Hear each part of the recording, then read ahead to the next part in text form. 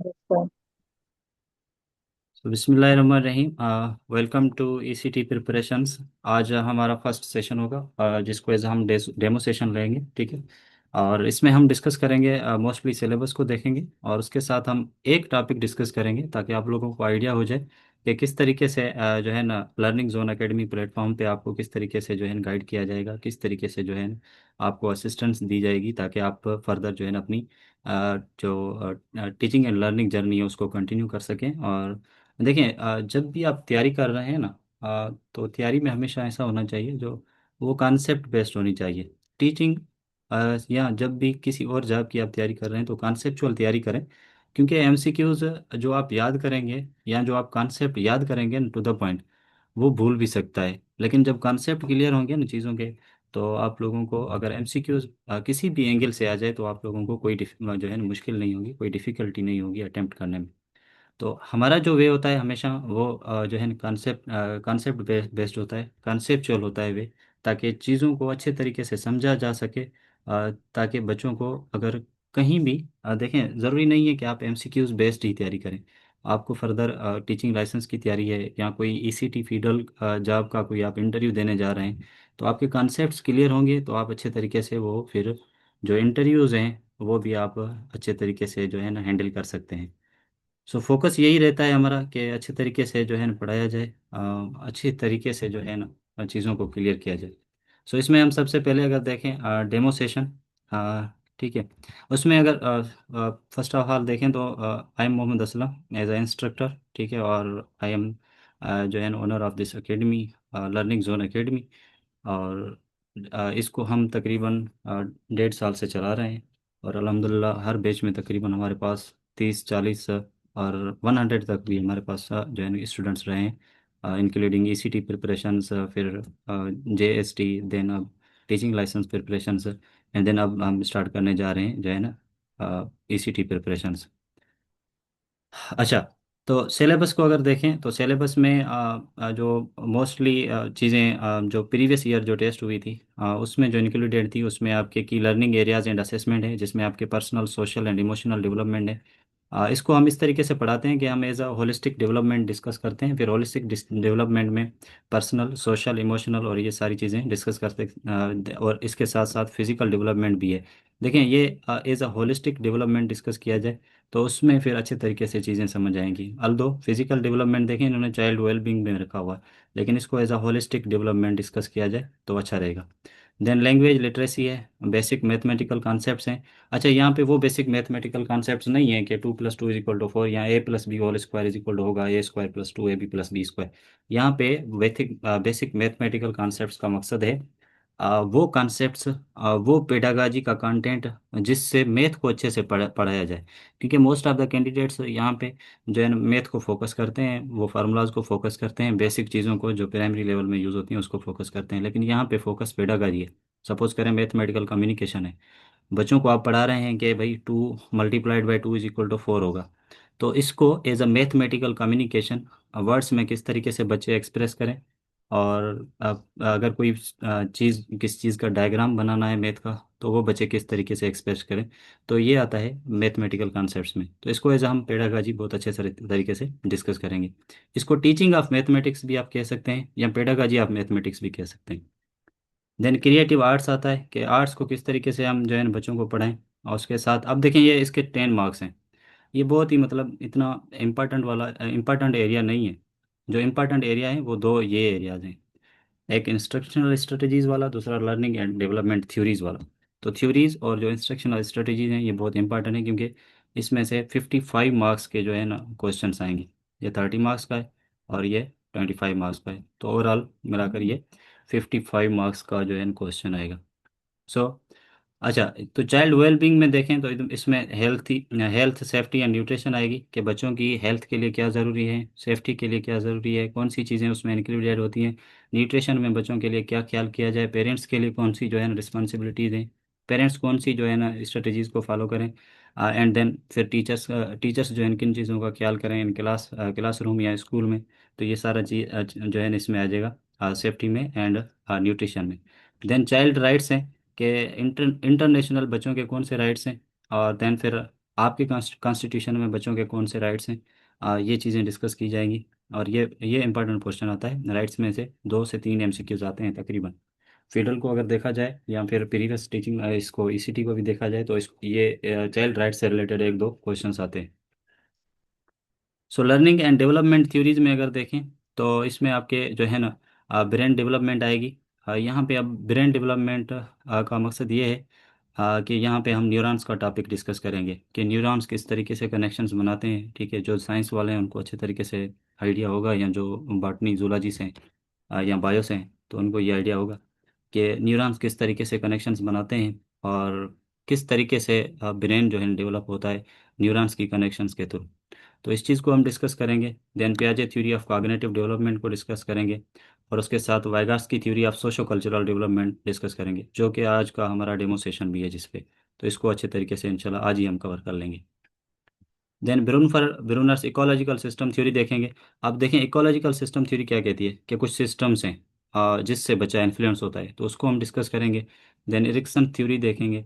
और theory of multiple intelligence देखेंगे, जो कि फोकस करती है कि देयर आर मल्टीपल इंटेलिजेंसेस, और बच्चे के पास मल्टीपल इंटेलिजेंसेस हो सकती हैं, और जो हर बच्चा डिफरेंट है, जिसके हिसाब से जो है ना हम जो है लर्निंग स्टाइल्स भी डिस्कस करेंगे।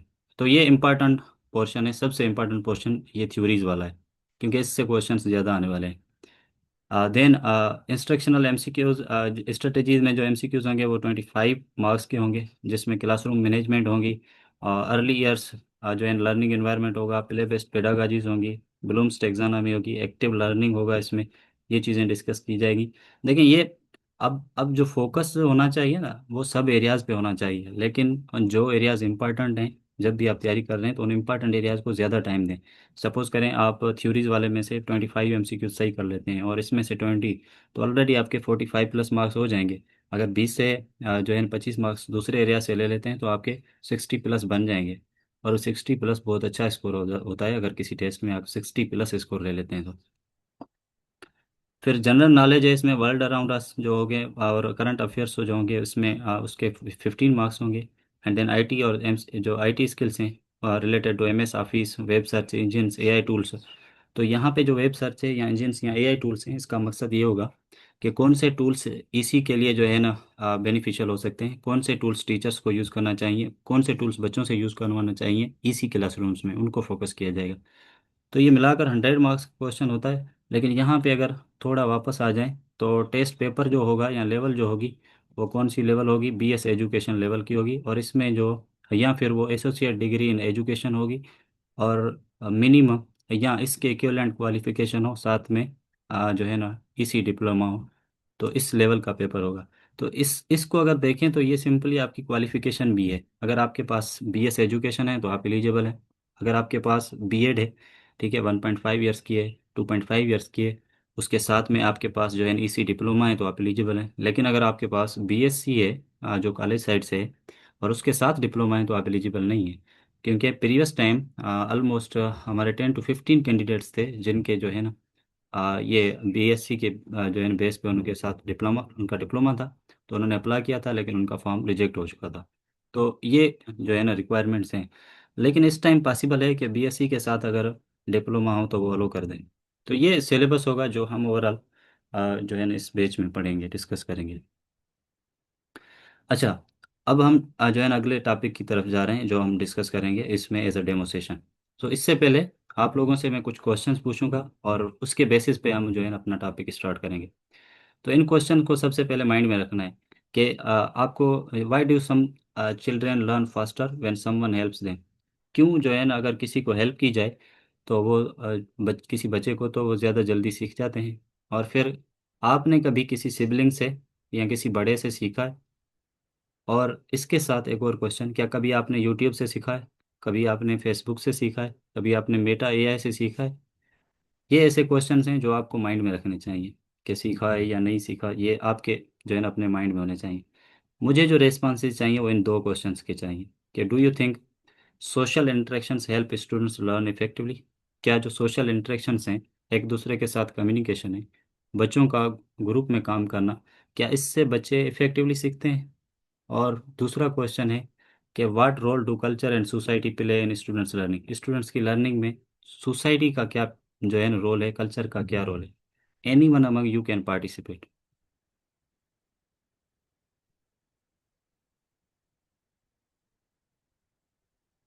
Yes, any one.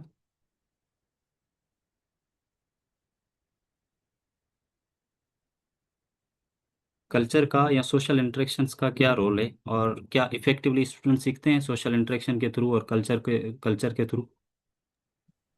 सर मेरे ख्याल से बच्चे सोशल इंटरेक्शन से ज्यादा सीखते हैं, जी क्योंकि जी। अगर हम देखें तो हम सोसाइटी से ही सीखते हैं, अपनी सराउंडिंग्स में ही पलते रहते हैं, घूमते रहते हैं, बातें करते हैं। तो मेरे ख्याल से सोशल इंटरेक्शन से बच्चा काफी सीखता है, और अच्छा। सोसाइटी से। अच्छा, डू यू थिंक, देखें जो कल्चर है, जिस कल्चर में आप रह रहे हैं, तो उस कल्चर के हिसाब से अगर आपकी टीचिंग जो है ना लर्निंग करवाई जाए, उस हिसाब से आपको जो है इन्वायरमेंट या उस कॉन्टेक्स्ट के हिसाब से आपको रिसोर्सेज दिए जाएं, तो आप अच्छे तरीके से सीखेंगे, या रादर देन कोई अदर कॉन्टेक्स्ट से आ जाए कोई मटेरियल या रिसोर्सेज वगैरह? मेरे ख्याल से जो मेरे कल्चर में इंक्लूडिंग ये चीजें, जी मैं जी। वहां से ज्यादा सीखूंगी। तो क्योंकि आप जो वो चीजें होंगी वो मैं इम्प्लीमेंट भी कर सकती हूँ ना। सही है। अगर मैं किसी और कल्चर के देखूंगी तो मेरे ख्याल से मैं सिर्फ वो पढ़ ही सकती हूँ, उसको सही है। अप्लाई नहीं कर सकती, देख नहीं सकती। तो इन इन क्वेश्चंस को फोकस करते हुए आप ये बता सकते हैं कि in what way do you prefer learning, आप किस तरीके से अच्छा सीखते हैं? आइदर इंटरेक्शन के थ्रू, या आप अकेले बैठकर सीखते हैं, या जो है यूट्यूब से सीखते हैं? इंटरेक्शन भी हो सकता है, और अकेले भी, आजकल तो अकेले भी ज्यादा सीखा जा सकता है। अच्छा, सही है, कोई इशू नहीं। तो देखें, दोनों चीज़ें चल रही हैं, लेकिन इंटरेक्शंस के थ्रू अगर किसी के साथ डिस्कशन कर रहे हैं, किसी के साथ बात करके सीख रहे हैं, और अगर अकेले भी बैठ रहे हैं, तो आपके पास जो है ना एक इम्पॉर्टेंट चीज़ है, वो है लैंग्वेज। कि आप लैंग्वेज को यूज़ कर रहे हैं, आप पढ़ रहे हैं, और आप एक अपने साथ भी बातें करके करते हैं, बैठ के कोई कॉन्सेप्ट अगर डिस्कस कर रहे हैं तो अपने साथ डिस्कस भी कर रहे होते हैं। अगर ये कॉन्सेप्ट इस तरीके से है तो इसकी मीनिंग ये होगी, या इसका ये कॉन्सेप्ट होगा, राइट? तो देखें, ये एक्चुअली जो है ना, अगर आपकी रेस्पॉन्सेज की बात करें, तो इनसे क्लियर है कि आपने ऑलरेडी जो है ना वाइगास्की की थ्योरी एक्सपीरियंस की हुई है। आप वाइगास्की की थ्योरी को ऑलरेडी जानते हैं, लेकिन आपने कभी रियलाइज नहीं किया, आपने फोकस नहीं किया।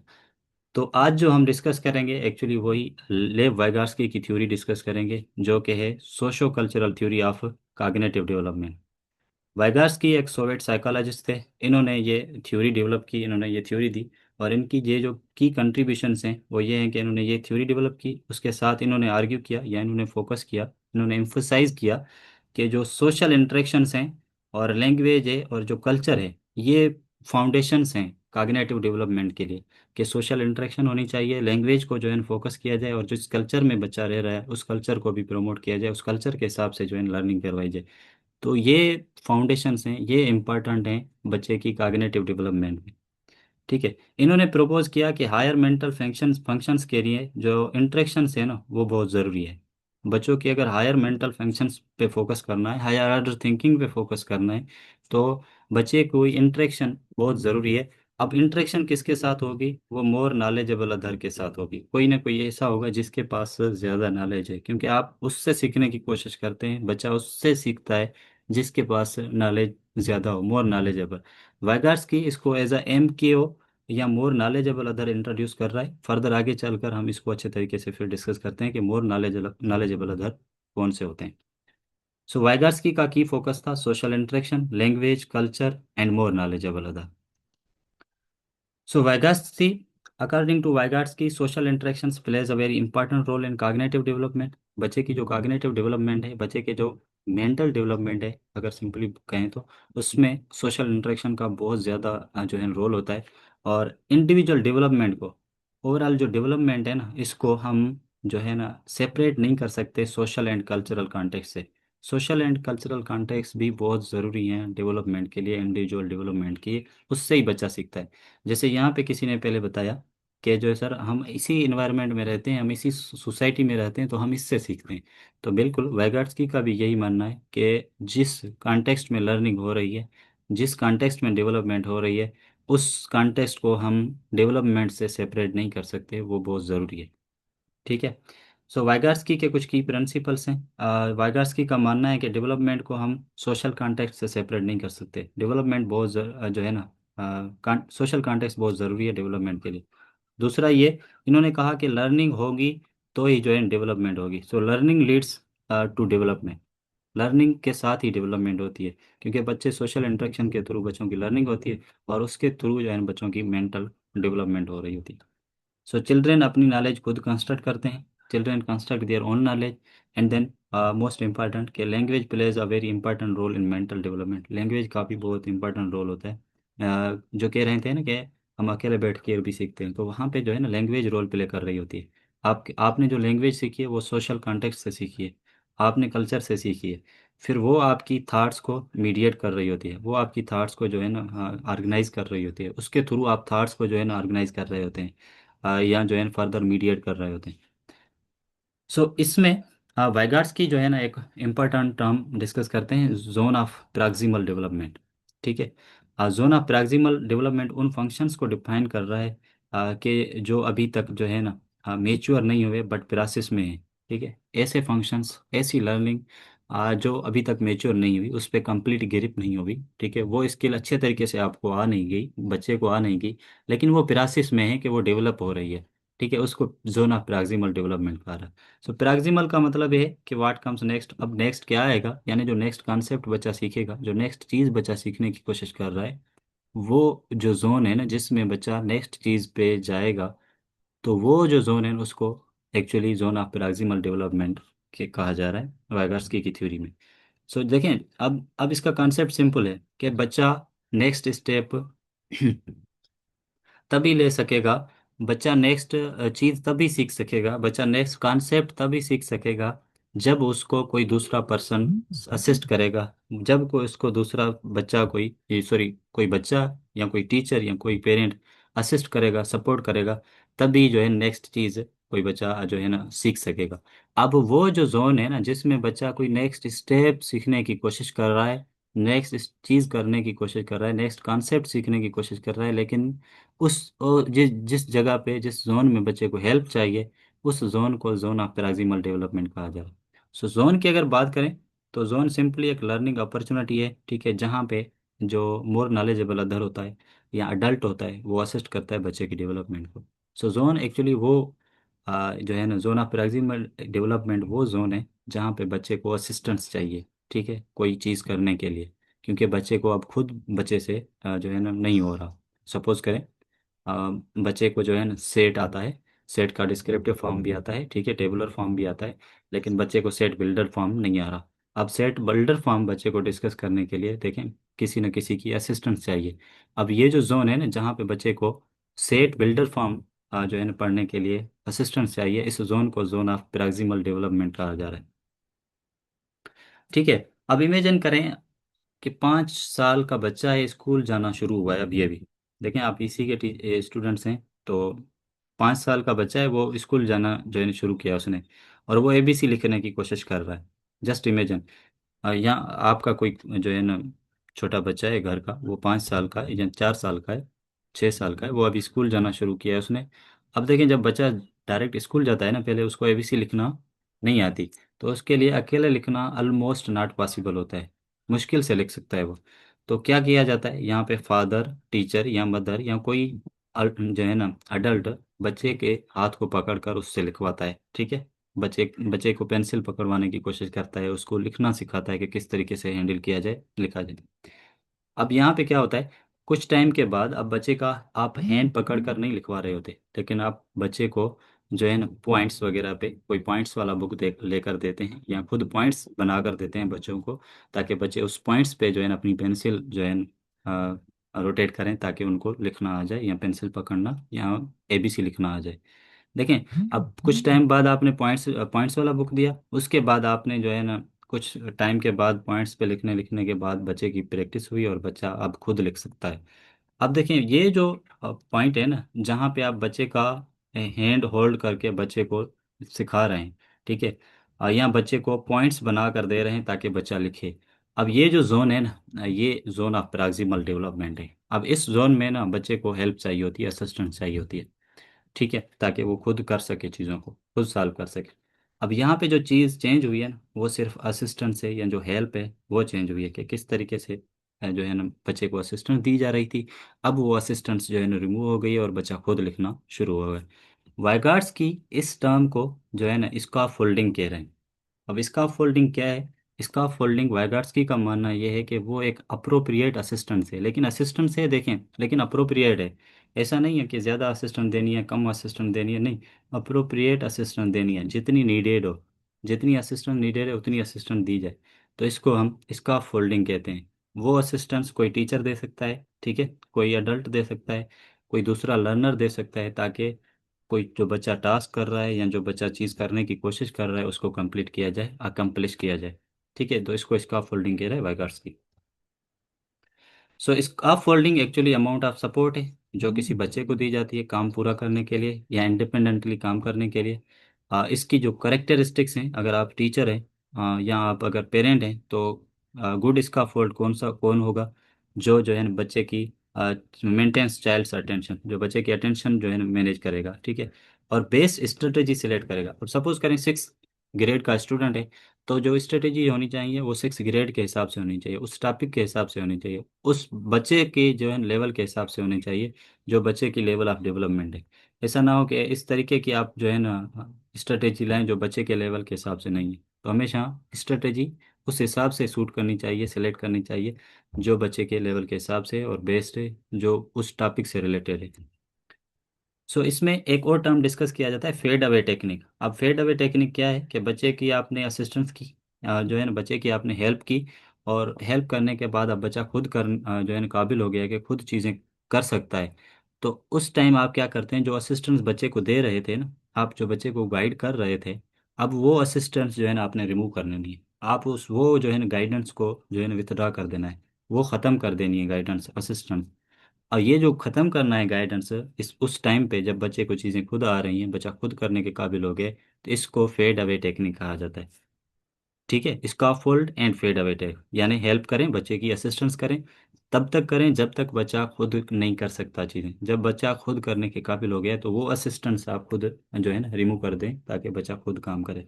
तो इस जो असिस्टेंस है या विथड्राइंग द गाइडेंस है, इसको हम फेड अवे टेक्निक कहते हैं, इस सोशो जो है ना कल्चरल थ्योरी में।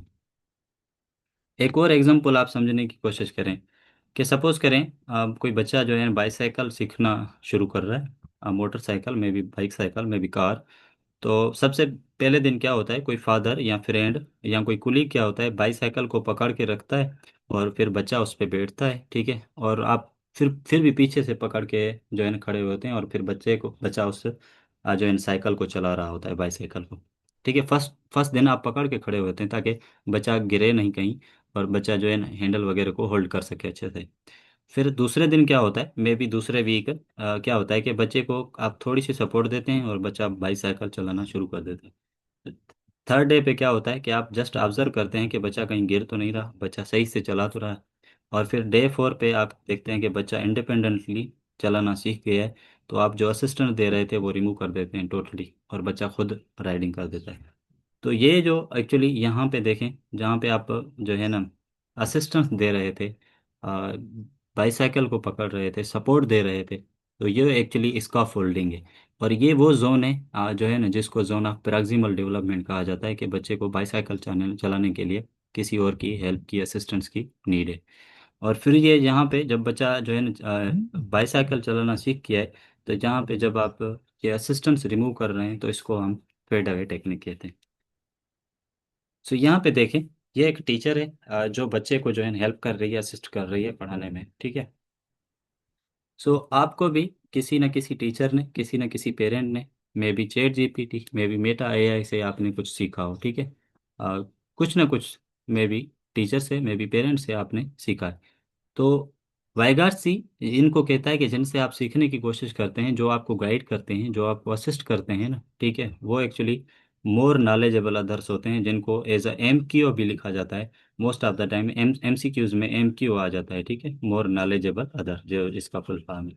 अब मोर नॉलेजेबल आपका टीचर भी हो सकता है, आपके पेरेंट्स भी हो सकते हैं, आपका कोई जो है ओल्डर अडल्ट हो सकता है, कोई कुलीग हो सकता है, और टेक्नोलॉजी भी हो सकता है। अगली बार जो है ना इससे रिलेटेड आया था, टेक्नोलॉजी टेक्नोलॉजी से रिलेटेड, आई थिंक सो, कि क्या टेक्नोलॉजी आपका मोर नॉलेजेबल है या नहीं है। या सपोज करें आपको कहा जाता है कि आप एक बच्चा है जो है मेटा एआई से कुछ सीख रहा है, तो यहाँ पे मेटा एआई का role as a technological tool है इन द क्लासरूम, ठीक है, या as a more knowledgeable other है, बोथ ऑफ देम है या नन ऑफ देम है। तो यहाँ पे जो आपका जो आंसर होगा, राइट आंसर होगा, वो बोथ ऑफ देम होगा, कि यहाँ पे बच्चा जो है ना as a more knowledgeable other भी ले रहा है इसको, टेक्नोलॉजी इसको मेटा एआई को, टेक्नोलॉजी को, और एज अ टूल भी ले रहा है। सो अगर डिफरेंट पीपल होंगे, देखें, हर बंदे का अपना जो है माइंड सेट होता है, अपने हिसाब से सीखता है, तो उसके लिए डिफरेंट जो है ना एमक्यूज होते हैं। आपके अगर फ्रेंड सर्किल में बैठते हैं तो आपका एमक्यू आपका फ्रेंड हो सकता है, कुलीग हो सकता है, क्लास में जाते हैं तो आपके कुलीग या टीचर भी हो सकता है। आप सोशल मीडिया यूज़ कर रहे हैं और वहाँ से कुछ सीख रहे हैं, तो आपका सोशल मीडिया भी एज अ एमक्यू जो है ना रोल प्ले कर सकता है। ये सर्कल देखें, ठीक है। अब यहाँ पे ये जो जोन है, यहाँ पे बच्चे को खुद आ रहा है करने चीज़ें, बच्चा इसके काबिल है कि कुछ कर सकता है, ठीक है, और यहाँ सीख सकता है। लेकिन इस नेक्स्ट जोन में जाने के लिए, इस जो है ना स्टेप, यानी इस एरिया से निकलने के लिए, यहाँ पे आने के लिए बच्चे को हेल्प चाहिए किसी न किसी की। और वो हेल्प कोई नॉलेजेबल अदर करेगा, ठीक है, मे भी टेक्नोलॉजी करे, मे भी कोई टीचर करे, मे भी कोई फ्रेंड करे, मे भी कोई क्लिक करे। तो इस जो जहाँ जिस एरिया में बच्चे को हेल्प चाहिए उसको हम ZPD कहते हैं, ठीक है। और वो ZPD में जो हेल्प या असिस्टेंस की जाती है वो कोई ना कोई स्काफोल्ड करता है, ठीक है, वो मोर नॉलेजेबल अदर होता है, MQ होता है। सो अब काग्नेटिव जो है ना काग्नेटिव डेवलपमेंट में जो है ना वाइगाट्स्की ने कहा कुछ सेंट्रल फैक्टर्स होते हैं जो काग्नेटिव डेवलपमेंट को इन्फ्लुएंस करते हैं। सबसे पहले इन्होंने कहा कल्चरल फैक्टर्स होते हैं, ठीक है, जो बॉर्न बेबीज होते हैं, इन्फेंट्स होते हैं, तो उनमें एक मटेरियल एबिलिटीज होती हैं बेसिक, ठीक है, जब वो पैदा होते हैं। जो जो एबिलिटीज जो है उन्हें हेल्प करती हैं, जो कि इंटेलेक्चुअल डेवलपमेंट के लिए होती हैं, और थ्रू इंटरेक्शन और थ्रू कल्चरल एनवायरनमेंट ही वो सीखते हैं। और वो जो फैक्टर्स हैं ना, यानी जो बच्चे की यानी कॉग्निटिव डेवलपमेंट पे इम्पेक्ट करते हैं, कल्चरल फैक्टर्स, उनमें अटेंशन आ रहा है, कि जो आप अटेंशन सीखते हैं ना वो आपके कल्चर के हिसाब से होता है, आपके एनवायरनमेंट से के हिसाब से होता है, जहाँ पे आप जो है ना रहते हैं, जहाँ पे आप पैदा हुए हैं। फिर सेंसेशन है, ठीक है, परसेप्शन है, या मेमोरी वगैरह की डेवलपमेंट जो है ना वो आपके कल्चर से जो है इन्फ्लुएंस होती है कल्चर पे। यानी चीज़ों को परसीव करना, अगर इसका एग्जांपल ले लें परसेप्शन का, तो देखें, सपोज करें आप ऐसे कल्चर में हैं जहाँ पे अचीवमेंट्स को जो है ना प्रमोट किया जाता है। अगर कोई बंदे किसी की अचीवमेंट हुई है, किसी जॉब में आए हैं, तो वहाँ पे वो सेलिब्रेशंस की जाती हैं। तो यहाँ पे जो बच्चे की परसेप्शन है ना वो पॉजिटिव परसेप्शंस होगी, क्योंकि यहाँ पे बच्चे की जो डेवलपमेंट होगी वो पॉजिटिव कॉग्निटिव डेवलपमेंट होगी, रादर देन ऐसा एनवायरनमेंट जहाँ पे अचीवमेंट्स को प्रमोट ना किया जाए। दूसरा, वाइगार्स्की कहते हैं कि सोशल इंटरेक्शंस का भी बहुत इंपॉर्टेंट रोल है, ठीक है। सोशल इंटरेक्शन जो है ना कंट्रीब्यूट करता है to the development of individuals. Social interaction के थ्रू बच्चों की कॉग्निटिव डेवलपमेंट होती है। और सोशल इन्वायरमेंट या कम्युनिटी का जो है ना एक इम्पॉर्टेंट रोल होता है, जिसके थ्रू एक डेवलपमेंट होती है, जिसके थ्रू बच्चे की लैंग्वेज डेवलपमेंट होती है, जिसके थ्रू बच्चे की जो है ओवरऑल कॉग्निटिव डेवलपमेंट होती है, एंड देन बच्चा जो है ना एक लाइफ लॉन्ग लर्नर होता है थ्रू सोशल इंटरेक्शन। अच्छा, और यहाँ पे जो सबसे इम्पोर्टेंट चीज़ है वो लैंग्वेज है। लैंग्वेज जो है ना एक प्राइमरी कल्चरल टूल होता है, कल्चर के थ्रू मिलती है आपको लैंग्वेज। और ये जो है ना हेल्प करता है आपको हायर ऑर्डर थिंकिंग स्किल्स को डेवलप करने में। So language allows us to develop higher order thinking skills, ठीक है। लैंग्वेज के थ्रू आप थिंकिंग स्किल्स डेवलप करते हैं, थिंक करते हैं, अकेले बैठकर भी बातें करते हैं आपसे, खुद से, दूसरों के साथ आप जो है इंटरेक्ट करते हैं थ्रू लैंग्वेज। सो लैंग्वेज एक मैकेनिज्म है, ठीक है, जिसको हम थिंकिंग के लिए एंड रीजनिंग के लिए यूज़ करते हैं, एज अ टूल यूज़ करते हैं। सो ये देखें, अब एब्स्ट्रैक्ट थिंकिंग के लिए, आइडियाज़ को जो है ना थिंक करने के लिए भी आपको लैंग्वेज की ज़रूरत होती है। दूसरा ये कि लैंग्वेज के थ्रू हम जो है ना एक हमारा जो यानी immediate perceptual and concrete environment है, कॉन्टेक्स्ट है ना, उससे भी हमें आज़ादी मिलती है, क्योंकि हम दूसरी चीज़ों के बारे में सोचना शुरू करते हैं। जो हमारे सामने चीज़ें मौजूद हैं उनके अलावा भी हम जो है ना, अगर लैंग्वेज हमारे पास होती है तो हम एब्स्ट्रैक्ट थिंकिंग कर रहे होते हैं, वो सोच रहे होते हैं डिफरेंट चीज़ों के बारे में, जो है डिफरेंट कॉन्सेप्ट्स के बारे में बच्चा सीख रहा होता है, हम सीख रहे होते हैं। हम यहाँ पे बच्चे का बार बार जो है ना नाम इसलिए ले रहे हैं, बच्चे की बात इसलिए कर रहे हैं, क्योंकि हमारा फोकस जो है ना इसी ही है, इस वजह से हम जो है ना बच्चा कह रहे हैं बार बार। सो रोल ऑफ लैंग्वेज क्या है, कि लैंग्वेज एक कॉग्निटिव टूल है, ताकि हम प्रॉब्लम्स के बारे में सोच सकें, ठीक है, और हम डिफरेंट चीज़ों के बारे में सोच सकें। दूसरा ये है कि इसके थ्रू हम थिंकिंग कर सकते हैं, रिफ्लेक्ट कर सकते हैं। देन जो है ना, इसके थ्रू हम सोशली इंटरेक्ट करते हैं, सोशल इंटरेक्शन करते हैं, ठीक है, एक दूसरे के साथ और जो है न, अपने साथ भी। और मोस्ट इम्पॉर्टेंट पॉइंट, वाइगार्स की कुछ चीज़ें यहाँ पे इंट्रोड्यूस करता है लैंग्वेज में, कि लैंग्वेज एक टूल है for thought as well as communication. Thought के लिए भी और कम्युनिकेशन के लिए भी टूल है, कि थिंकिंग करते हैं आप, दूसरा आप कम्युनिकेशन करते हैं। वाइगार्स्की ने कहा कि आप दूसरों के साथ अगर बात कर रहे हैं, ठीक है, टॉक कर रहे हैं, तो ये सोशल स्पीच है, ठीक है।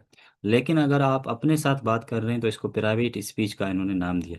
अब प्राइवेट स्पीच आपको हेल्प करती है कि आप चीज़ें प्लान करें, रीजनिंग करें और प्रॉब्लम्स को सॉल्व कर सकें। अब प्राइवेट स्पीच का सिंपल मकसद ये है कि आप लोगों ने देखा होगा कि छोटे जो बच्चे होते हैं ना, वो कहीं बैठ के कुछ ना बोल रहे होते हैं अपने हिसाब से। फर्स्ट सपोज करें, अगर कोई जो है ना, कोई जो है कोई चीज़ बना रहे हैं, तो वो कहते हैं कि फर्स्ट ब्लॉक यहाँ पे आएगा, सेकंड यहाँ पे आएगा, फर्स्ट नंबर यहाँ पे आएगा। आहिस्ता आहिस्ता वो अब से खुद से बात कर रहे होते हैं, सेकंड यहाँ पे आएगा, यहाँ यहाँ फर्स्ट कर ये यहाँ पे येलो कलर यूज़ करना होगा, यहाँ पे रेड कलर यूज़ करूँगा। तो इस तरीके की जो बातें होती है ना, जो बच्चे अपने साथ करते हैं ना, इसको प्राइवेट स्पीच कहा जाता है। कि प्राइवेट स्पीच अकॉर्डिंग टू वाइगार्ड्स की, के बच्चों को हेल्प करती है कि वो रीजनिंग कर सकें, थिंकिंग कर सकें, और जो है ना जो है ना अपने बिहेवियर को और थिंकिंग को गाइड कर सकें थ्रू प्राइवेट स्पीच।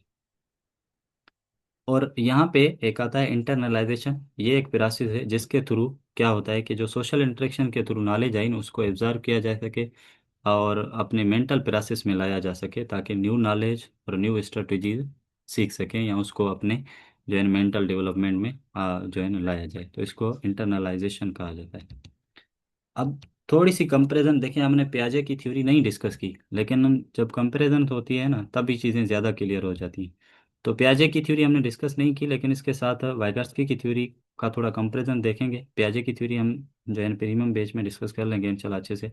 तो सोशो कल्चरल कॉन्टेस्ट में अगर बात करें, तो पियाजे ने कहा कि बहुत कम एम्फेसिस दी पियाजे ने, लेकिन वाइगॉत्स्की ने कहा बहुत स्ट्रांग एम्फेसिस है सोशल एंड कल्चरल पे। और यहाँ पे जो बच्चों की लर्निंग होती है वो कॉग्निटिवली होती है, लेकिन यहाँ पे बच्चों की जो नॉलेज है या जो कंस्ट्रक्टिविज्म है वो सोशल कंस्ट्रक्टिविज्म पे फोकस है, कि बच्चे सोशली नॉलेज कंस्ट्रक्ट करते हैं, ठीक है। यहाँ पे फिक्स्ड स्टेजेस थी, कि कुछ स्टेजेस हैं जिनके थ्रू डेवलपमेंट होती है, लेकिन यहाँ पे कोई यूनिवर्सल स्टेज नहीं है डेवलपमेंट की। पियाजे ने कुछ इंपॉर्टेंट टर्म्स दिए, जैसे equilibration, schema, adaptation, assimilation, accommodation वगैरह, जिनको हम पियाजे की थ्योरी पढ़ेंगे तो डिस्कस कर लेंगे। और वाइगास्की ने डिस्कस किए जोन ऑफ प्रॉक्सिमल डेवलपमेंट, जो कि अभी हमने डिस्कस कर दिया, scaffolding, language and dialogue dialogue and then cultural tools. Then Vygotsky ने कहा कि मेजर रोल होता है लैंग्वेज का, जो हमारी थिंकिंग को एंड डेवलपमेंट को शेप करती है। देन जो मोस्ट इम्पॉर्टेंट वो था ये कि जो आपका टीचिंग इम्प्लीकेशंस ये हैं कि वाइगास्की की थ्योरी आपकी लर्निंग को गाइड करती है, कोलाब्रेशन को गाइड करती है, इन टीचर एंड पीयर सपोर्ट को प्रमोट करती है। तो ये जो है वाइगास्की के कॉन्सेप्ट्स हैं। अब हमें बीइंग ए ईसीटी टीचर इस वाइगास्की की थ्योरी को क्यों पढ़ना चाहिए, इसीलिए कि इसके थ्रू हमें पता चलता है कि या टीचर जो है ना आइडेंटिफाई करता है लर्निंग लेवल, कि बच्चे की कौन सी लर्निंग लेवल है। दूसरा ये, इट इनकरेजेस गाइडेड लर्निंग, ठीक है, गाइडेड लर्निंग पे फोकस होता है, रोट लर्निंग पे फोकस नहीं है वाइगास्की का। और जब हम इसी क्लासरूम्स में जाते हैं, जब हम जो है ना लोअर ग्रेड्स में जाते हैं, तो हमारा फोकस भी जो है वो गाइडेड लर्निंग होता है, बच्चों को गाइड करना होता है। कोलाबरेटिव लर्निंग पे फोकस है, ठीक है, क्लासरूम कम्युनिकेशन पे फोकस है और इम्प्रूव करती है। दूसरा ये इंक्लूसिव टीचिंग है। अब इंक्लूसिव टीचिंग क्या है? इंक्लूसिव टीचिंग का मकसद ये है कि यहाँ पे कॉन्टेक्स्ट को भी फोकस किया जा रहा है, बच्चों की नीड्स को भी फोकस किया जा रहा है, ठीक है। वो स्ट्रेटेजी सिलेक्ट करनी है जो बेस्ट सूट करे बच्चे की स्काफोल्डिंग के लिए, ठीक है। जिस जोन में बच्चे को हेल्प चाहिए उस जोन से रिलेटेड एक ऐसी स्ट्रेटेजी हो जो डायरेक्ट हिट करे बच्चे की नीड्स को। तो इस वजह से ये इंक्लूसिव टीचिंग को भी फोकस करती है। सो इस ये था ओवरऑल वाइगास्की के कॉन्सेप्ट्स और वाइगास्की की थ्योरी। इससे रिलेटेड हम कुछ एमसीक्यूज डिस्कस करेंगे। अगर आपको आ रहे हैं तो जो है ना आपने जस्ट टाइप करना है चैट में, ठीक है। क्योंकि हमने थ्योरी अच्छे से डिस्कस कर ली है, तो इंशाल्लाह आप लोगों को एमसीक्यूज में अब मसला नहीं होगा। सिंपल, लेकिन चीज़ें अच्छे से डिस्कस करें, एमसीक्यूज आपको सिंपल आसानी से आ जाएंगे। सपोज करें फर्स्ट एमसीक्यूज है कि वाइगॉत्स्की के हिसाब से डेवलपमेंट किस कॉन्टेक्स्ट से इंसेपरेबल है? बायोलॉजिकल जो है कॉन्टेक्स्ट से, सोशल कॉन्टेक्स्ट से, इंडिविजुअल या इमोशनल कॉन्टेक्स्ट से? एनीवन? आप बता भी सकते हैं, चैट में भी टाइप कर सकते हैं। सोशल। सोशल, वेरी गुड, देखें सिंपल। बी सोशल, चैट में कोई कह रहा है, थैंक यू। नेक्स्ट पे जाते हैं। सो वाइगार्स की आर्ग्यूड दैट लर्निंग, अब लर्निंग जो है ना वाइगार्स की के हिसाब से डेवलपमेंट को फॉलो करती है, या अनरिलेटेड टू डेवलपमेंट है, या लर्निंग से डेवलपमेंट होती है, लीड्स टू डेवलपमेंट, या स्टॉप्स डेवलपमेंट।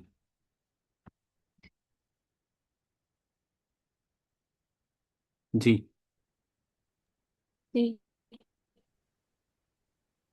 सी बिल्कुल, leads to development. Vygotsky argued that learning leads to development. अब वाइगास्की की थ्योरी में जो चिल्ड्रेन है वो पैसिव है, या वो कंस्ट्रक्ट करते हैं अपनी नॉलेज खुद, या दूसरों पे जो है ना जेनेटिक इनहेरिटेंस पे डिपेंड करते हैं, या लर्न थ्रू पनिशमेंट।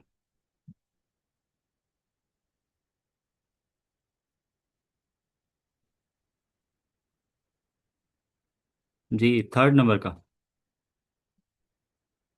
ए? नो, ए नहीं होगा, एन। पैसिवली ऑब्जर्व नहीं करते, कोई पैसिवली ऑब्जर्व की बात हमने पूरे लेक्चर में नहीं की। Yes, B. सिमरन कह रही है बी होगा, बिल्कुल सिमरन, बी ही होगा इसका, क्योंकि चिल्ड्रेन जो है ना अपनी नॉलेज खुद कंस्ट्रक्ट करते हैं according to Vygotsky. Yes, B. ठीक है। उसके साथ थर्ड है कि which factor is central to mental development, कौन सा फैक्टर मेंटल डेवलपमेंट के लिए सेंट्रल है, बहुत इंपॉर्टेंट है। ठीक है, फिजिकल एक्सरसाइज, लैंग्वेज, डाइट, या sleep. B. B, very good, language है। देखें अभी हमने डिस्कस किया कि लैंग्वेज का बहुत इंपॉर्टेंट रोल है according to Vygotsky, B होगा, वेरी राइट।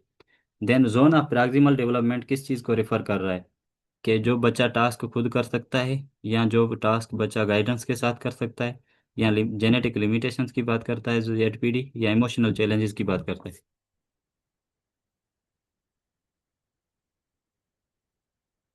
जी, चैट में भी रेस्पॉन्सेज आ रहे हैं, B B B, yes B होगा, वेरी राइट, क्योंकि वो जोन है जहाँ पे बच्चा दूसरों की गाइडेंस के साथ कोई चीज़ कर सके, तो उसको जोन ऑफ प्रॉक्सिमल डेवलपमेंट कहा जाता है।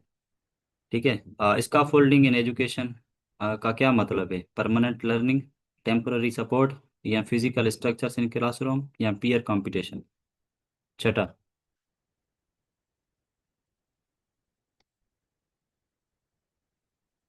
छठे का बी होगा, टेम्पररी सपोर्ट, सिक्स का बी होगा, वेरी राइट। इसका फोल्डिंग एक टेम्पररी सपोर्ट है, ठीक है, जो बच्चे को दी जाती है, और जब बच्चा सीख जाए तो वो सपोर्ट रिमूव कर दी जाती है, इसके लिए इसको टेम्पररी सपोर्ट किया जाता है। ठीक है, गुड। सेवन है, अ मोर नॉलेजेबल अदर कौन सा होता है, जिसके पास ज़्यादा नॉलेज हो, या लर्नर्स जितनी नॉलेज हो, या गाइडेंस प्रोवाइड करे, या यंगर देन लर्नर हो। जस्ट ये एक कर दें, बाकी आप लोगों के साथ नोट्स शेयर कर देंगे तो खुद प्रैक्टिस कर दीजिएगा। बी नहीं होगा इसका, सी होगा, वेरी राइट। ठीक है। इसका फोल्डिंग जो है ना आपका वही होता है, जो मोर नॉलेजेबल अदर होता है, और मोर नॉलेजेबल अदर आपका सिर्फ गाइडेंस प्रोवाइड करता है, लर्नर को गाइड करता है, ठीक है, असिस्ट करता है लर्नर। बाकी के कुछ जो है ना एमसीक्यूज हैं, आप लोगों के साथ जो है ना ये पीडीएफ शेयर कर दिया जाएगा, तो आप लोग खुद प्रैक्टिस कर सकते हैं, तो इंशाल्लाह आप लोगों को अब ये मुश्किल नहीं लगेंगे, आसानी से आप कर लेंगे, क्योंकि कॉन्सेप्ट का क्लियर होना बहुत ज़रूरी है, और कॉन्सेप्ट आपके जस्ट पढ़ने से क्लियर नहीं होते। ठीक है, जब समझाए जाएं, आपको असिस्ट किया जाए, हेल्प की जाए, तभी अच्छे से समझ आते हैं।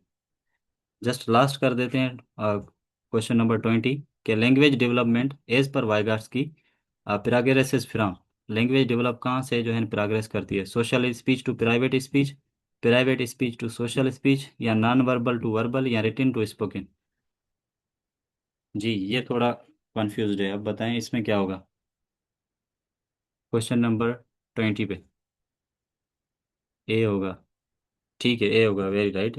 सबसे पहले सोशल स्पीच होती है, बच्चा दूसरों के साथ इंटरेक्शन करता है, फिर प्राइवेट स्पीच में आता है कि बच्चा थोड़ा लाउडली बोल रहा होता है, अपने साथ ही बोल रहा होता है। देन उसके साथ एक और टर्म भी आता है, इनर स्पीच। इनर स्पीच का मतलब ये होता है कि बच्चा साइलेंटली फिर चीज़ें जो है कर रहा होता है, दूसरों को सुनने में नहीं आ रहा होता, ठीक है, ना सोशल स्पीच होती है, ना प्राइवेट स्पीच होती है, इनर स्पीच हो जाती है, ठीक है, फिर वो मर्जी हो जाती है कि बच्चा साइलेंटली चीज़ें जो है ना पढ़ रहा होता है या डिस्कस कर रहा होता है। तो ये था ओवरऑल सेशन। इसके साथ हम देखेंगे ये की है आप लोगों को दी जाएगी, इंशाल्लाह शेयर की जाएगी। अगर आप टीचिंग लाइसेंस की तैयारी कर रहे हैं तो ये दो CRQs हैं, मैं डिस्कस कर देता हूँ आप लोगों के साथ, क्योंकि हमारी टीचिंग लाइसेंस की बैचेस भी चल रही हैं, अभी समर बैच चल रही है। सो क्वेश्चन इज दैट कि you are planning a science lesson, आप साइंस लेसन पढ़ाना चाह रहे हैं, ठीक है। और जहाँ पे स्टूडेंट्स जो है ना डिज़ाइन करें एक एक्सपेरिमेंट, जहाँ पे लाजमी है कि बच्चे कोई एक्सपेरिमेंट डिज़ाइन करें। अब वाइगॉत्स्की के थ्योरी के हिसाब से आपने स्मॉल ग्रुप एक्टिविटी बनाई है, ठीक है। अब देखें आप टीचर हैं, आप साइंस लेसन पढ़ा रहे हैं, इस तरीके का सीनियर बेस्ड क्वेश्चन होगा, डायरेक्ट नहीं आएगा कि वाइगॉत्स्की की थ्योरी क्या है अगर टीचिंग लाइसेंस की आप तैयारी कर रहे हैं। क्योंकि वाइगॉत्स्की की डेफिनेशन जिसने इंग्लिश पढ़ी है वो भी कर लेगा, जिसने मैथ पढ़ी है अगर थोड़ी बहुत थ्योरी उन्होंने डिस्कस की होगी तो वो भी कर लेगा, अगर जिसने साइंस पढ़ी है और ये थोड़ी बहुत थ्योरी को पढ़ा है तो कर लेगा। लेकिन कॉन्सेप्चुअल क्वेश्चंस आते हैं इस तरीके से। सो आपने एक स्मॉल ग्रुप एक्टिविटी सेट की है, अब बताएं, एक्सप्लेन करें कि why collaborative group activity aligns with Vygotsky view of learning. ये वाइगार्स्की के socio cultural theory of cognitive development से किस तरीके से अलाइन कर रही है कोलाबरेटिव ग्रुप एक्टिविटी जो आपने सेट की है एक्सपेरिमेंट करवाने के लिए। अब यहाँ पे आप बताएंगे, क्योंकि कोलाबरेटिव ग्रुप एक्टिविटी है तो बच्चों का आपस में इंटरेक्शन होगा, बच्चे एक दूसरे के साथ जो है इंटरेक्शन के थ्रू सीखेंगे। यहाँ पे बच्चों की लैंग्वेज डेवलपमेंट होगी, जिसमें सोशल स्पीच होगी, फिर प्राइवेट स्पीच डेवलप होगी। इस तरीके से आप एक्सप्लेन करेंगे चीज़ों के कि किस तरीके से कोलाबरेटिव ग्रुप एक्टिविटी वाइगॉत्स्की के व्यू के साथ में मैच हो रही है। फिर इसके साथ आपने ये बताना है कि यहाँ पे दूसरा मोर नॉलेजेबल अदर कौन हो सकता है, कोई बता सकता है कि जहाँ पे आप बच्चों को एक्टिविटी करवा रहे हैं, ठीक है, वहाँ पे मोर नॉलेजेबल अदर पीयर्स के साथ स्टूडेंट्स के अलावा और कौन है, और वो कैसे जो है मोर नॉलेजेबल अदर है, कोई बता सकता है। फैसिलिटेटर एंड टीचर है, इसके अलावा? ठीक है, टीचर तो है ही सही, इसके अलावा कौन होगा और? कुलीग होंगे, फ्रेंड होंगे, लेकिन इसके अलावा? इसके अलावा आपकी टेक्नोलॉजी हो सकती है, ठीक है, मेटा AI हो सकती है, मैं भी टीचर कह सकता है कि आप मेटा AI यूज़ करें, आप ChatGPT यूज़ करें, आप गूगल यूज़ करें, तो वो भी आपके मोर नॉलेजेबल अदर में आएगी, ठीक है। अब यहाँ पे इम्पोर्टेंट क्वेश्चन है, ठीक है, ये बहुत इंपॉर्टेंट है कि बच्चा आप जो है ना अपने साथ बात कर रहा है, ठीक है, विस्परिंग टू हिमसेल्फ कि first big block, then similar one and then continues, इस तरीके से बच्चा जो है ना एक टावल टाल बना रहा है, टाल टावर बना रहा है और अपने साथ बात भी कर रहा है। अब यहाँ पे कौन सा जो है कॉन्सेप्ट है जिसका ये एग्जांपल है कि बच्चा एक दूसरे के साथ बातें कर रहा है, अपने साथ बातें कर रहा है और इस तरीके से चीज़ें स्मॉलर वन, लार्जर वन और फिर टाल टावर बनाता जा रहा है, कौन से कॉन्सेप्ट का ये एग्जांपल है, कोई बता सकता है कौन से कॉन्सेप्ट का ये एग्जांपल है? सिंपल है बहुत, अभी अभी हमने डिस्कस किया है। जी, प्राइवेट स्पीच का बात है, जो है ना कॉन्सेप्ट है, सोशल स्पीच का नहीं है, प्राइवेट स्पीच का है। क्योंकि बच्चा अपने साथ बात कर रहा है कि पहले फर्स्ट ब्लॉक आएगा फिर सेकंड ब्लॉक आएगा, इस तरीके से बच्चा अपने साथ बात कर रहा है, तो ये प्राइवेट स्पीच का एग्जाम्पल है, ठीक है। और फिर अगला पार्ट है क्वेश्चन का कि what should the teacher response. अब टीचर का रेस्पॉन्स यहाँ पे क्या होना चाहिए, टीचर का रेस्पॉन्स ये होना चाहिए कि टीचर ऑब्जर्व करे, जो है ना ऑब्जर्व करे बच्चे को, और जहाँ पे बच्चे को नीड होनी चाहिए, जहाँ पे बच्चे को असिस्टेंस चाहिए, फिर वहाँ पे बच्चे को हेल्प करे, गाइड करे, ठीक है, ये जो है टीचर का रोल होना चाहिए। सो ये टीचिंग लाइसेंस से रिलेटेड क्वेश्चंस हैं। अगर आप टीचिंग लाइसेंस की तैयारी कर रहे हैं या आप थ्योरी बेस्ड जो है टीचिंग की जो है तैयारी कर रहे हैं तो आपको वहाँ पे भी हेल्प हो सकती है। और ये जनरल नॉलेज पोर्शन है जो कि अब ऑलरेडी हम जो है डिस्कस कर चुके हैं कि क्या क्या डिस्कस करेंगे पढ़ेंगे, ठीक है। देन अब नेक्स्ट ये था एक, देखें ये जस्ट एक थ्योरी थी, ये जस्ट एक सेशन था जिसमें हमने एक थ्योरी को टच किया। अगर प्रीमियम बैच में आएंगे तो उसमें हम सारे सेशन को, सारे जो हैं टॉपिक्स हैं उनको कवर करेंगे, उसके साथ उसके MCQs भी डिस्कस करेंगे, उसके CRQs भी डिस्कस करेंगे। हमारा मकसद सिर्फ ये नहीं कि आप कोई ECT का एग्जाम्स पास कर लें, हमारा मकसद ये है कि आपकी कॉन्सेप्चुअल अंडरस्टैंडिंग आपकी इतनी अच्छे से हो जाए कि अगर आप किसी और एग्जाम में भी जाते हैं ना, इसी के अलावा, ECT के अलावा टीचिंग लाइसेंस में जाते हैं, आप ECT फीडर, EST फीडर में जाते हैं, SST फीडर में जाते हैं, तो वहाँ पे भी आपको जो टॉपिक्स हम पढ़ा रहे हैं, जो टॉपिक्स हम डिस्कस कर रहे हैं, उनमें आपको मुश्किल ना हो। So thank you so much. ये हमारे कुछ प्लेटफॉर्म्स हैं जिन पे आप जो है ना हमें जो है ना आप फाइंड कर सकते हैं, लर्निंग जोन एकेडमी वेबसाइट है, ठीक है। और उसके साथ जो है ना हमारे पास जो है ना यूट्यूब चैनल है लर्निंग जोन एकेडमी के नाम से, 1 मिनट में आपको विजिट करूँगा। ठीक है, ये हमारी वेबसाइट है जहाँ पे आपको रिकॉर्डेड लेक्चर्स और नोट्स वगैरह दिए जाएंगे। ठीक है, आप यहाँ पे आपको लॉगिन दिया जाएगा। लॉगिन करने के बाद आपको जो है आप एक्सेस कर सकेंगे नोट्स और रिकॉर्डेड लेक्चर्स हर चीज़। ठीक है, तो ये हमारी वेबसाइट है। इसके साथ ये हमारा यूट्यूब चैनल है। यहाँ पे जाकर आप कुछ फ्री वीडियोस भी एक्सेस कर सकते हैं, लेकिन पेड वीडियोस के लिए आपको जो है प्रीमियम बैच को ही ज्वाइन करना पड़ेगा। ठीक है, ये हमारा यूट्यूब चैनल है। तो यहाँ पे ये सारे वीडियो जो आप देख रहे हैं ये सारे आपको अवेलेबल नहीं होंगे, आपको सिर्फ फ्री वीडियोस अवेलेबल होंगे अगर आप प्रीमियम पेज के स्टूडेंट नहीं हैं। देन जो है ना आप फेसबुक पे जाकर हमारे फेसबुक पेज को भी फॉलो कर सकते हैं, लर्निंग जोन एकेडमी के फेसबुक पेज को, ताकि आप हमारे साथ जुड़े रहें। Thank you so much. So thank you so much. अगर आप प्रीमियम बैच को ज्वाइन करना चाहते हैं तो आपको कॉन्टैक्ट नंबर दिए गए हैं। ठीक है, आप उनमें से किसी भी कॉन्टैक्ट नंबर पे टेक्स्ट मैसेज कर सकते हैं कि हमें प्रीमियम बैच ज्वाइन करनी है। जो फीस है वो जो है ना सिर्फ 1500 है कंप्लीट सेशन की। Thank you so much sir. Thank you so much, thank you, अल्लाह हाफिज़, स्टे ब्लेस्ड, अल्लाह हाफिज़। अल्लाह हाफिज सर। अल्लाह हाफिज़, थैंक यू, जज़ाकल्लाह। जज़ाकल्लाह जो कह रहे हैं अच्छा था सेशन। जी, आप टीचिंग लाइसेंस के क्लासेस भी ज्वाइन कर सकते हैं। आप जो है टेक्स्ट मैसेज छोड़ दें जस्ट व्हाट्सएप पे। थैंक यू, अल्लाह हाफिज़।